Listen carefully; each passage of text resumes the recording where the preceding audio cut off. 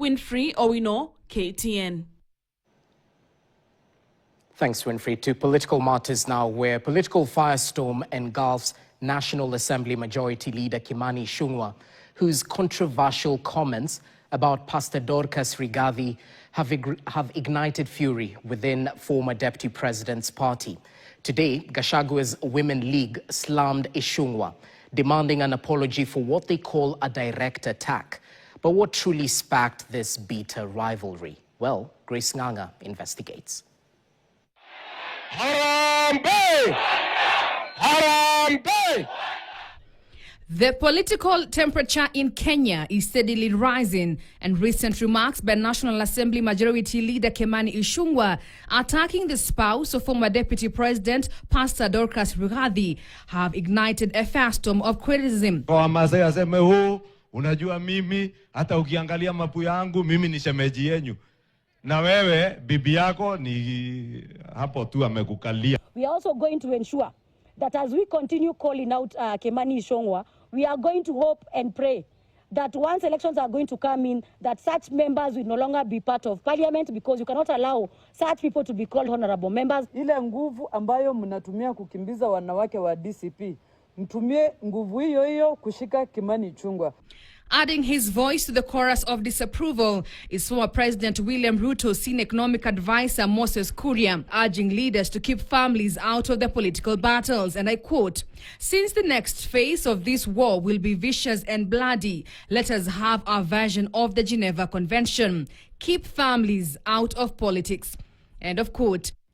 For months now, the public has watched as former Deputy President Rigathi Gachagua and Kimani Ichungwa, once allies, have traded increasingly personal political jabs. No other Kenyan will die to satisfy the insatiable greed of a dark man with a dark soul and a very evil mind, Honorable Speaker. Tulisikia nyai cousin, ati hi cousin.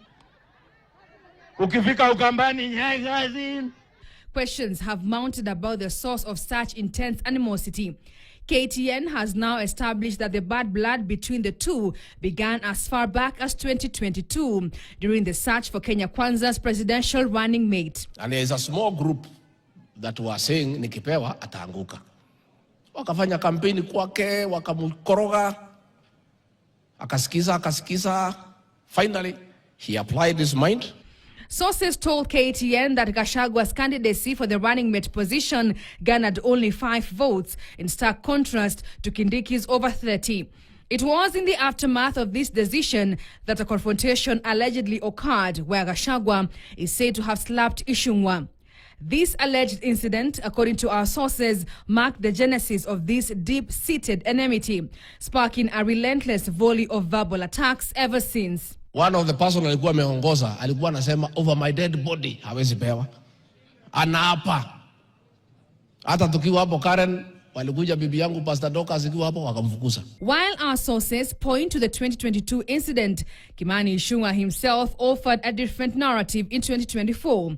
He stated that their strained relationship began when Gachagua started advocating for the one man, one shilling, one vote campaign. The rivalry escalated further in June of this year when Ichungwa publicly accused Gachagua of attempting to harm his parents, a grave accusation that deepened the chasm between the two political heavyweights. As the political fallout continues and inflammatory statements become more common ahead of the 2027 polls, NCIC is facing heavy criticism. Many accuse the commission of failing to summon politicians making these divisive remarks. The NCIC, for its part, blames limited funding for its inaction. The public, however, is left wondering when or if the lines of civility will be redrawn in Kenya's heated political landscape. Grace Nganga, KTN. Now, 48-year-old Dr. Susan